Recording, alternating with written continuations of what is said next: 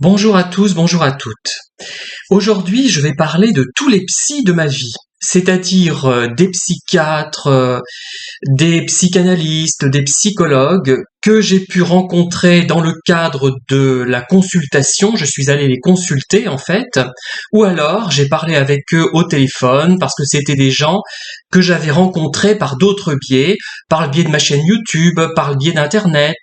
Parfois c'était d'anciens camarades de collège ou de lycée.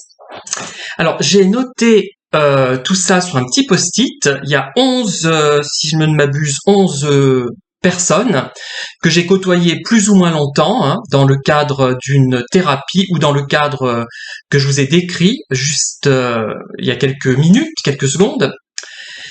Et je fais cette vidéo en réponse à un commentaire qui m'a été laissé assez récemment, même très récemment.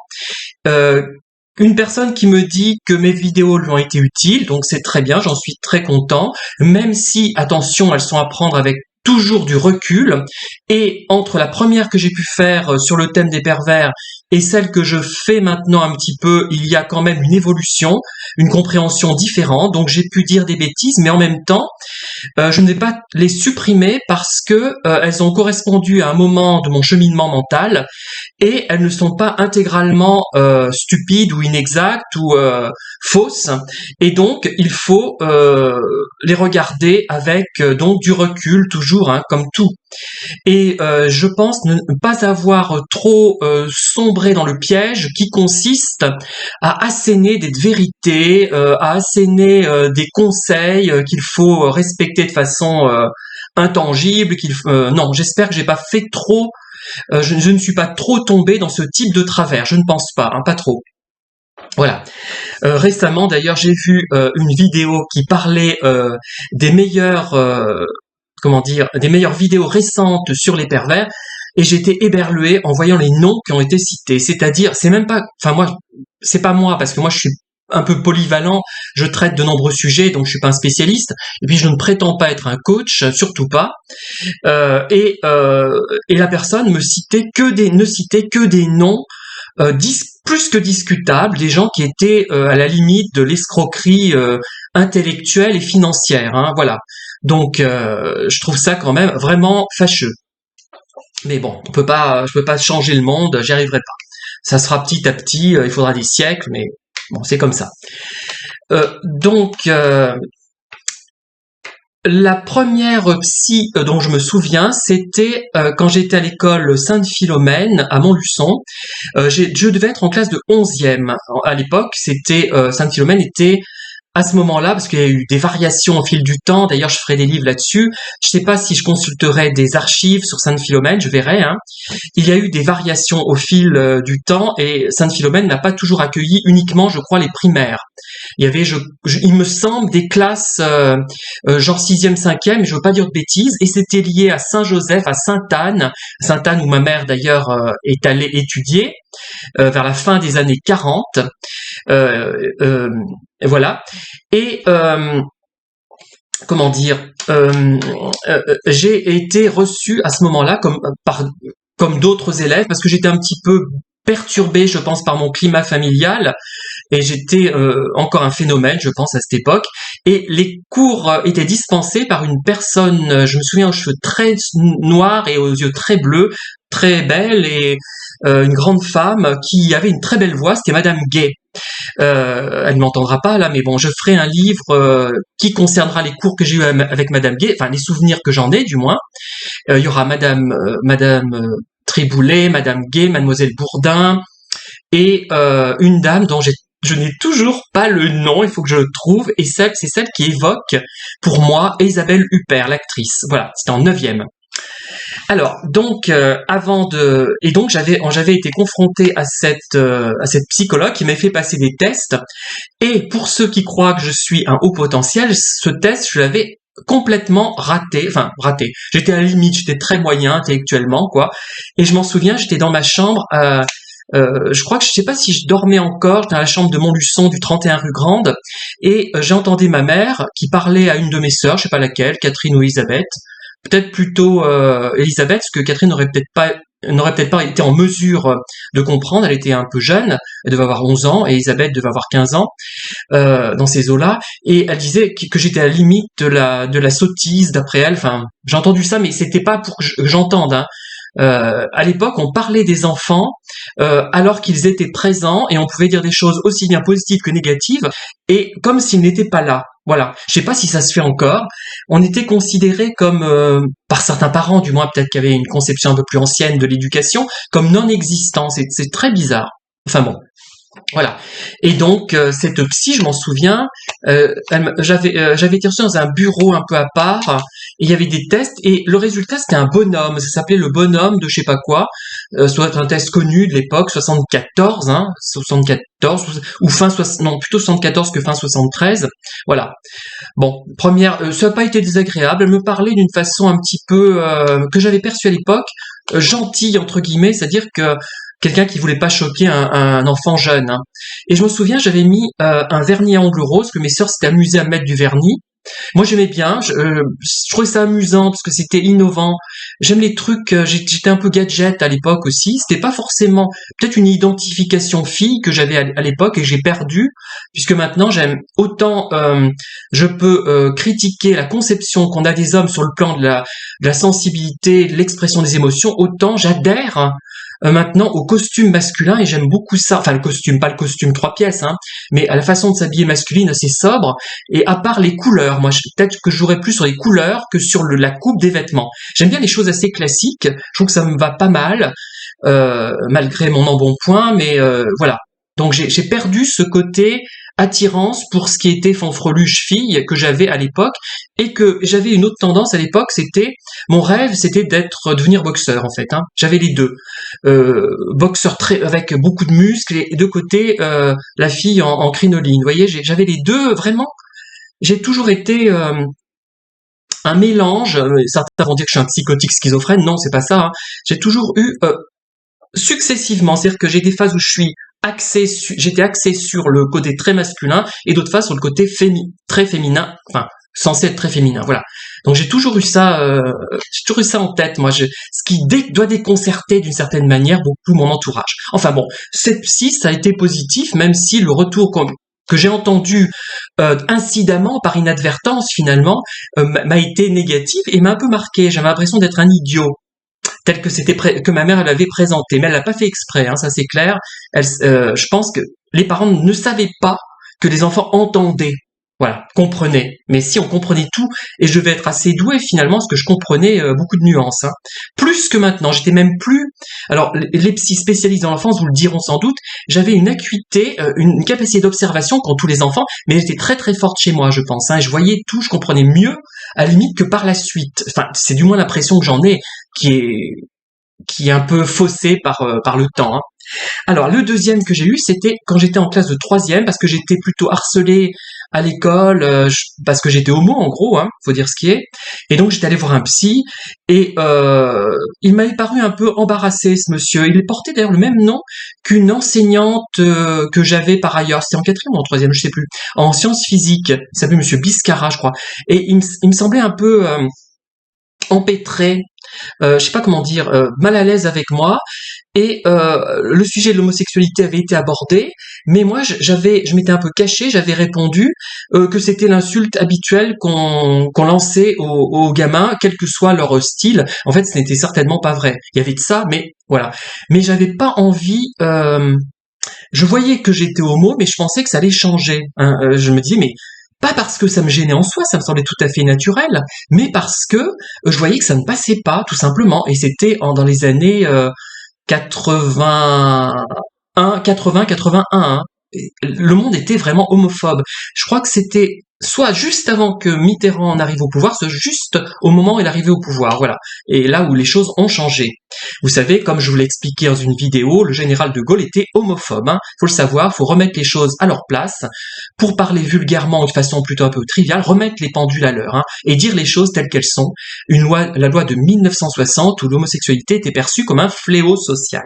Faut le savoir, hein. Je le redis parce que c'est important. Parce que les icônes, hein, qu'on porte au nu, il faut peut-être un peu nuancer son point de vue.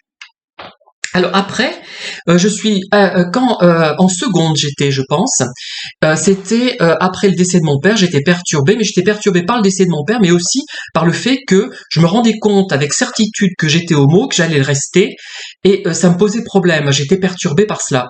Donc j'étais en seconde, puis en première, peut-être oui, en seconde. Oui, je crois que c'était en toute l'année de seconde, j'allais voir le docteur Brusler, qui a été psychiatre, une grande femme un petit peu corpulente, qui était avenue de la Gare à Montluçon. Et vraiment, ça, là, par contre, elle fumait beaucoup, elle mâchait beaucoup de chewing-gum à l'époque. Bon, mais elle était bien cette femme, je trouvais globalement, même si elle a eu le tort peut-être de donner trop de médicaments à ma mère qui a grossi, mais il y avait une intention d'aider la personne. Moi, je l'ai perçue chez cette personne-là. Elle m'écoutait et j'ai notamment, je parlais de choses et d'autres, de plein de choses pendant 1 heure à chaque fois. Donc ça m'aidait quand même, et notamment de l'homosexualité. Et j'avais évoqué notamment le fait que j'avais été amoureux d'un certain Guy que j'avais rencontré quand ma mère était allée chanter, je ne sais plus où, c'était en Creuse, je crois, peut-être avec la chorale à Cœur Joie. Et il y avait une demoiselle Picot qui, depuis, je l'ai appris, avait quelques années plus tard avait été électrocutée. C'était électrocuté, bon, je sais pas comment, mais voilà. Et elle était mariée avec un homme et d'une beauté qui avait peut-être 35 ans. Moi, j'en avais 11 ou 12, et d'une beauté incroyable. C'était, vous voyez, un mélange de Warren Beatty et Alain Delon, mais vraiment, mais splendide, et j'ai été amoureux de lui immédiatement, d'une beauté mais incroyable. Enfin, ça dépassait l'imagination. Et d'ailleurs, j'avais appris avec horreur qu'il avait un dentier. Moi, ça m'avait effrayé. Et j'avais fait une petite nouvelle quand je correspondais avec une jeune fille qui est devenue professeure de lettres, Géraldine Artaud, et j'en avais parlé. J'ai fait une petite nouvelle là-dessus.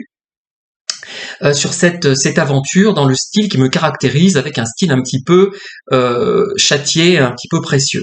Voilà. Et donc là, ça m'avait apporté quelque chose, et ma mère lui avait demandé, parce que ma mère s'inquiétait que je sois homo, en fait, c'était quelque chose de, même si elle l'acceptait, c'est quelque chose de négatif à son époque, et ça lui donnait l'impression qu'elle avait non pas eu un fils, mais une fille. Vous voyez, bon, elle n'était pas parfaite non plus, mais c'est normal, à l'époque, on était comme ça en 82, hein. Malheureusement, hein, et comment dire, qu'est-ce que je voulais dire? Oui, donc là, ça m'avait apporté, et elle avait dit que j'avais des tendances homo, effectivement, mais elle n'avait pas dramatisé. Je la voyais pas malveillante, cette personne, elle n'est pas malveillante du tout.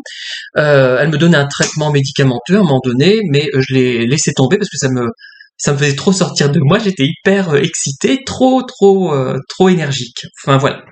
Donc là, c'était à Montluçon, avenue de la Gare, dans cette belle avenue de la Gare haussmannienne, sur cette belle avenue de la Gare haussmannienne, hein, que vous connaissez peut-être. Alors après, j'ai brièvement vu son époux, un homme qui me semblait très compliqué, je comprenais pas du tout. J'ai eu un entretien avec lui, je devais être en classe de première, à peu près, hein. Et d'ailleurs, c'est Marie-Solange Latte, celle que mon cher harceleur avait appelée Morue Solange, hein, pour se moquer d'elle. Elle est décédée peu de temps après, à l'âge de 56 ans, pas qu'il ait dit ça, mais bon, ça, il pouvait pas savoir. Elle allait le voir régulièrement, et elle croyait que je continuais à le voir, alors que j'étais allé le voir une seule fois. C'était Monsieur Bouissou, je crois. Mais pour moi, c'était trop compliqué. J'étais pas assez intellectuel pour pouvoir comprendre où je voulais en venir. Maintenant, je le comprendrais peut-être, mais à l'époque, non. Ça me laissait, et ça n'a pas pu m'apporter quelque chose enfin, pas de positif, parce que je l'ai vu qu'une fois. Voilà. Mais c'était pas quelqu'un de négatif comme d'autres ont pu l'être, hein. Après, j'ai vu à Néry-les-Bains une neurologue, et je devais être en classe de, je sais pas quand c'était ça, ça devait être quand j'étais en fac déjà, peut-être, je ne sais plus. Je sais plus exactement, en 2e ou 3e année de psycho, je sais plus. Peut-être une vingtaine d'années. Et elle m'avait parlé de thérapie de conversion, parce que moi j'étais mal à l'aise, je voulais changer. Je me rendais compte que ça ne passait pas d'être homo, hein, que c'est difficile de trouver des petits amis. Et donc j'allais voir cette personne à Néry-les-Bains, et elle m'avait parlé des thérapies de conversion, dit que c'était possible de changer. Donc c'est pas une rencontre très positive quand même si elle n'était pas désagréable, pas malveillante, mais elle y croyait peut-être. Parce que quand on n'est pas dans la problématique, je me rends compte d'ailleurs par rapport à votre attitude, hein, eh bien, il y a une incompréhension profonde du problème et des difficultés qu'on peut encore avoir aujourd'hui, ne serait-ce que parce qu'il y a encore quelques homophobes dangereux, donc la plupart se taisent. Il y a une homophobie qui est imprégnée dans l'être humain quand même, hein. Ça doit être génétique, je sais pas, mais moi je trouve que on reste homophobe, c'est-à-dire que les homos on les accepte uniquement parce ceux qui reproduisent à peu près les schémas hétérosexuels qui sont pas trop choquants, comme je peux l'être moi, parce que j'ai admis le costume de l'homme moyen, je l'aime bien d'ailleurs, donc ça c'est un truc sur lequel je ne reviens pas, mais si je me mets à mettre, je sais pas, un chapeau pointu, ou je sais pas, quelque chose qui sort un peu de l'ordinaire, eh ben ça ne va pas passer, voilà. Enfin maintenant un peu plus, mais voilà, il faut que les homos ressemblent aux hétéros, et c'est le prix qu'ils doivent payer pour être admis. Et il y a aussi un truc, c'est qu'on est moins nombreux, donc on a plus de mal à faire des rencontres sérieuses, hein, c'est beaucoup plus difficile. Il faut se déplacer à l'échelle de la France. Et je vous dis encore, je vous le dis, mais tant pis si vous prenez pour un reproche, c'en est un d'ailleurs, hein, moi je suis assez direct, je déplore qu'il y ait si peu de réactions par rapport à ce problème d'homosexualité. Hein. Vraiment, je déplore qu'il n'y ait pas plus. C'est un problème majeur encore aujourd'hui, puisqu'il y a des jeunes de 20 ans qui ne s'assument pas et qui épousent des femmes et qui créent les problèmes qu'on peut imaginer. Donc cette neurologue, c'était pas très positif. Apparemment, elle consulte encore. Après, mais c'était pas non plus négatif. Après, j'ai vu une dame. Alors là, je vais pas citer son nom parce que je l'ai oublié. Je sais que son mari devait être professeur de médecine et là, vraiment, ça a été une expérience négative parce que j'étais perturbée par le fait que j'étais homo, donc j'étais complètement dans les vapes à ce moment-là. Je me dis mais j'avais été larguée par ce Michel dont je vous ai lu le témoignage. Comment par chance, il m'avait laissé tomber, parce que comment ai-je pu m'intéresser à quelqu'un d'aussi fade, aussi médiocre en fait, hein, et avec le recul, on se dit, c'est un pervers d'ailleurs, hein. Bon, voilà, un manipulateur pervers narcissique, je ne pense pas quand même, il était quand même peut-être pas à ce point, mais et j'étais en état de choc par rapport à cette situation en fait, hein, voilà, vraiment, je n'arrivais pas à la digérer. Ça ne passait pas. Et je suis tombé sur quelqu'un qui en a déduit que j'étais psychotique, mais pas très atteint, un petit et qu'il fallait me faire entrer dans sa clinique. Parce qu'elle avait une clinique psychiatrique, et c'était bien pratique, hein, ça faisait de privé, et ça aurait pu, voyez, bon. Je ne sais plus son nom, je ne dis pas qui c'est, d'ailleurs je vois pas l'intérêt, ça fait 35 ans après, hein. Il a pu se passer beaucoup de choses, elle a pu évoluer, être plus humaine, moins intéressée par l'argent, et donc ça a été une mauvaise expérience, et en plus elle avait parlé du contenu de nos entretiens à ma mère, alors que j'avais une vingtaine d'années, quand même 20 ou 21 ans. Paradoxalement, le fait de rompre avec cette psy m'a aidé, c'est comme quand on se noie, on tape du pied au fond de l'eau, et puis on rejaillit, et là j'ai commencé à m'en sortir. C'est à partir de ce moment-là, vers 20-21 ans, que j'ai commencé à m'en sortir. Et à ne plus avoir ces phases très durables de dépression, enfin forte déprime plutôt, et grâce à elle finalement, d'une certaine manière, parce ça me donnait un coup de fouet, qu'elle se comporte comme ça. Puis ma mère ne comprenait rien au concept psychologique. Alors récemment, je me suis rendu compte que c'était pas clair pour tout le monde. Les structures psychotiques, névrotiques et structures état limite. Alors moi, je veux pas entendre parler de bipolaire, non. Pourquoi j'utilise psychose maniaco-dépressive? C'est à dessein. Je ne dis pas des choses par hasard, moi. Sauf quand là, je le reconnais, parfois ça arrive, mais quand je dis psychose maniaco-dépressive, c'est pour insister sur le côté psychose, donc folie, que j'ai perçu cette personne. Bipolaire, ça banalise les choses, je trouve. Ça donne un côté guilleret, presque, oh, c'est pas trop grave.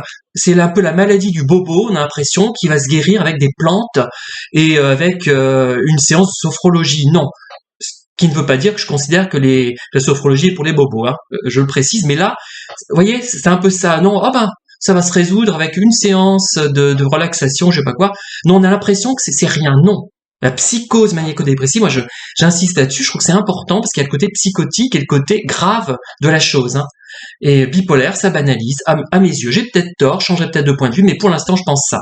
Donc les structures, et ma mère comprenait pas du tout, je disais, mais j'ai l'impression que j'ai une structure état limite. J'étais souvent angoissé, je suis toujours d'ailleurs, enfin bref. Ça s'est mal passé avec cette personne, qui d'ailleurs avait une particularité que je ne décrirai pas, un défaut physique très important, mais comme je suis pas méchant, je vais pas insister là-dessus, ça fait 35 ans, je ne l'ai plus revue. Elle a dû s'améliorer, elle a dû évoluer, je pense. Après, j'ai été confronté juste avant, non je me trompe, avec un psy qui était à côté de chez moi à Beaumont, derrière le CHU Gabriel Montpied, il y avait un service psychologie psychiatrique, j'étais allé le voir. Le problème, je le trouvais très très beau. Je sais pas, qu'il devait être plus âgé que moi, 35, 40 ans, je sais même pas. Et donc, il avait un joli gilet rouge, était élégant. Enfin, donc j'ai laissé tomber parce que... et puis il y a des choses qui m'a énervé. Vraiment, je suis pas une victime facile hein, pour les pervers ni pour les psys. Hein. Euh, Parce que il m'a dit la balle est dans votre camp et je trouvais cette expression trop peu littéraire et ça m'avait énervé. Vous voyez comment j'étais, je suis un peu malade, hein, comme dirait Chantal Goya, comme ça. Je suis un peu comme ça hein, quand même. Hein. J'aime pas. Je suis allergique à une certaine façon de parler qui m'énerve. Je peux pas. Et même moi, je m'énerve moi-même, je me foutrais des claques.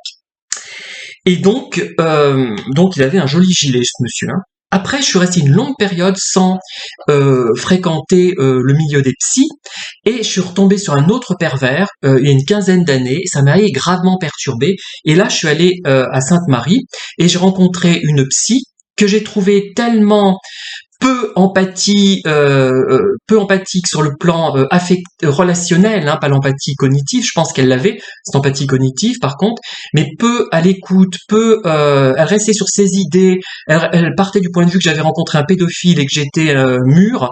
Autrement dit, elle me décrivait, j'avais 40 ans comme un vieux. Je suis désolé, mais à 40 ans, j'étais pas mal. Hein, enfin, j'ai l'impression qu'elle ressentait une jalousie vis-à-vis de moi parce que je sais pas ce qui s'est passé. Elle m'a culpabilisé à fond. Elle avait 10 ans de moins que moi. Elle voyait qu'elle n'arriverait à rien puisque j'étais manifestement plus intelligent qu'elle, je pense. Enfin, je vais être dur, hein, mais c'est la vérité. Et elle a voulu se débarrasser de moi. Elle m'a culpabilisé à mort. Je suis sorti, j'ai failli me faire écraser par une voiture tellement j'étais mal à l'aise. J'ai annulé le rendez-vous qui suivait. Et elle n'écoutait pas ce que je lui disais. Elle n'avait aucune capacité d'écoute. Elle restait sur ses idées de pédophilie, que j'avais été victime d'un pédophile, mais que j'étais trop vieux en même temps. Enfin, c'était d'une incohérence, d'une bêtise, mais incommensurable. Il n'y avait pas d'écoute. Je sais pas comment les gens peuvent avoir des diplômes en étant si peu intelligents. Voilà. Donc, alors là, bon. Ensuite, j'ai rencontré, non c'était, je me demande si c'était, oui, vers 2015, j'ai renoué par internet avec un ancien condisciple de collège et de lycée. Je devais être à Jules Ferry avec lui, Jules Ferry donc pas loin du boulevard de Courtet, et au LEM, lycée d'état mixte. Et donc il est devenu thérapeute. Bon. Alors je lui dis, je parle de moi, je dis je me suis marié avec un homme, et là il s'est moqué de moi, tenez-vous bien, il s'est moqué de moi, il a considéré que c'était non pas Denis mais Denise, il l'appelait, il est ricané, c'était horrible. Enfin, je dis mais et j'ai lu des commentaires bienveillants concernant ce thérapeute. Et ben, je trouve ça très grave. D'ailleurs, je me demande où il sort ses diplômes. Je sais pas d'où ils viennent ces diplômes. Hein. Toujours est-il que et vraiment, il a été méprisant vis-à-vis de moi. Il était homophobe. J'ai l'impression que voilà. J'en dis pas plus parce que je crois que tout est dit. Un thérapeute qui est homophobe, qui n'est pas donc pas bienveillant, qu'est-ce qu'il fout dans ce domaine? Voilà. Et je continue sur une personne. J'avais fait une autoconsultation vers 2008. C'était un service internet où on pouvait consulter des psys comme ça gratuitement. Et par rapport à la situation que j'ai décrite, celle d'un pervers en fait, hein, j'avais été victime d'un pervers, elle a tout de suite compris. Et elle m'a expliqué, elle m'a donné même un éclairage supplémentaire très intéressant. Et elle me disait mais ça se passe bien. Je disais ça se passe bien avec lui quand je suis en randonnée, il maîtrise bien le truc, etc. Ah oui, justement, vous comprenez, il est en position dominante par rapport à vous. Elle m'a vraiment quelques mots et ça m'a requinqué. Cette jeune psy qui était au téléphone. Hein, je sais plus comment s'appelait le service, gratuit d'ailleurs, vraiment très très bien. Vraiment, c'est un très bon souvenir. Et ensuite, pour finir, mais là j'espère que je vais pas de nouveau me faire harceler par cette personne, j'avais parlé à une psychanalyste donc de Clermont, hein, et elle m'avait, je lui ai dit, j'avais remarqué que je lui ai dit, mais chez les pervers narcissiques, il y a beaucoup, je trouve, d'homos refoulés. Qu'est-ce que c'est? Qu'est-ce que ça veut dire? Ils sont homos souvent, ou alors parce qu'ils sont homos parce qu'ils me fréquentent moi que je suis homo, donc on a chacun son pervers adapté à sa configuration, ou alors ils font semblant d'être homo pour entrer mieux en contact avec moi, etc. Bref, elle m'a dit, bah si, pervers, homo, perversion, sa structure perverse, mais elle avait précisé qu'elle avait quand même rencontré des homos qui n'étaient pas pervers. Voilà, donc moi ça m'avait choqué et j'avais interrompu le contact, et après elle m'a harcelé sur ma chaîne quand même, faut le faire, sous un faux nom. Quel courage!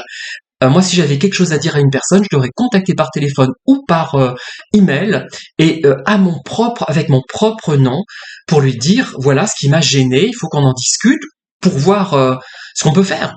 Ou alors si c'est impossible, ben on arrête, mais vraiment, je trouve conception choquante. Voilà, elle considérait, en 2021, ça s'est passé, je crois, ou en 2020, peut-être, je ne sais plus, que l'homosexualité est une perversion. Bon, pervers, ça peut être comme le baiser, Freud décrivait le baiser comme étant pervers, mais c'est pas franchement négatif. Mais elle associait ça à la perversion narcissique, c'est-à-dire quelque chose de négatif, et ça allait ensemble, les deux étaient pervers. Voilà. Donc je trouve que c'est quand même grave. Alors par contre, je vais dire 2 ou 3 choses pour terminer cette vidéo qui est un peu longue.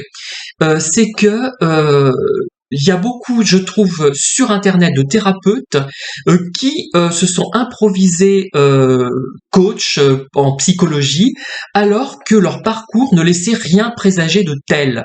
Bon, je dis pas que c'est systématiquement mal, pas bien. Il y a certains où il y avait quand même ce processus en eux, mais ils n'ont pas pu le réaliser, effectivement, mais il y en a d'autres, je me demande s'ils ne confondent pas aide et commerce juteux. Voilà. Il y en a beaucoup comme ça qui confondent l'aide aux personnes, qui doit rapporter, évidemment, si c'est leur métier, il faut bien qu'ils vivent, mais il y en a qui en profitent, vraiment, qui profitent avec des tarifs incroyables et qui n'ont pas fait du tout de formation quelle qu'elle soit, ni en psychologie, ni en sophrologie, ni en quoi que ce soit, et c'est extrêmement choquant. Voilà. Et ça, on laisse faire, mais bon, un jour quelqu'un se mêlera peut-être de ça, s'il y a un dépôt de plainte au bout d'un moment, mais bon, voilà. Et il y a aussi ceux des thérapeutes qui peuvent être efficaces, mais qui créent une dépendance avec leurs clients. Eh ben oui, il faut pas qu'ils guérissent trop vite ou qu'ils guérissent tout court, puisqu'ils n'auront plus leur clientèle, et ce n'est pas forcément facile, compte tenu de la concurrence, et notamment celle d'Internet. Il y a les psychiatres pervers ou pas qui ont quelque chose de méchant en eux, qui font des projections peut-être. Ils se disent celui-là, oh là là, il est pas mal ce type-là. Il y a une jalousie qui peut exister contre quelqu'un qu'on trouve mieux que soi physiquement ou plus intelligent. Il y a ça. Il faut prendre du recul quand on est face à une personne. Mais il y a des thérapeutes, à mon avis, qui sont dans cette logique-là et qui vont adopter une attitude négative, destructrice vis-à-vis de leur interlocuteur, de leur patient. À mon avis, il y a ce genre de personnes. Il y a des gens qui vont vous faire décompenser en l'espace d'une séance parce qu'ils sont profondément méchants ou perturbés et qu'ils projettent leur noirceur intérieure sur vous. Et il y a effectivement, je pense, des thérapeutes pervers. Hein. J'en suis persuadé. Bon, c'est pas la majorité certainement, mais quand même. Hein. Ah tiens, si j'avais eu aussi un psychologue scolaire que j'avais rencontré par internet, mais alors lui complètement disjoncté, impossible de communiquer vraiment avec lui, c'était une vraie catastrophe. Enfin voilà, donc j'ai fait le point de tous les psys, enfin la plupart des psys que j'ai rencontrés dans ma vie, brièvement, souvent, maintenant j'en vois plus, parce que je crois que j'en ai plus besoin. Et les thématiques qui m'intéressent, ça serait plutôt, il faudrait que je fréquente plutôt des gens scientifiques, qui ont une approche scientifique de l'après-vie, mais pas des trucs qui se baladent dans les plafonds, hein, c'est pas ça, hein, moi j'y crois pas du tout. Bon, j'y crois pas, j'ai peut-être tort, hein, mais effectivement, croire, ce n'est pas de la science, croire ou ne pas croire, mais je ne suis pas convaincu par ce genre de choses. Et le problème, c'est à changer pour moi. Je n'ai pas besoin de soutien, du même soutien que je pouvais avoir avant. Hein. Et par contre, si j'étais psy, il y a une chose que je ne ferais pas par rapport à des gens qui s'interrogent sur l'existence de Dieu. Je ne leur dirais pas que Dieu n'existe pas, que c'est de la foutaise. Je dirais que moi, je pense qu'il n'existe pas, mais je peux me tromper, comme le font certains psychanalystes. Hein. Et pour finir, je dirais que j'ai parcouru un peu le net et j'ai constaté qu'il y avait une profonde homophobie chez certains psychanalystes qui considèrent encore que c'est une perversion en se basant sur la phase anale, les trucs comme ça qu'on apprenait quand on était en fac, mais j'espère qu'ils ne sont plus valables maintenant, parce que c'est grave, hein, d'autant plus que, vous le savez, la pratique de sodomie n'est pas la pratique forcément adoptée par tous les homos. Hein. Donc certains ne seraient pas homo, selon ces critères. Hein. Voilà, j'en reste là, j'ai assez parlé, assez dit de choses, assez bavardé plutôt. Je vous dis à très bientôt pour de nouvelles vidéos sur d'autres thèmes. Bonne journée et bon courage à vous tous. Merci de m'avoir écouté.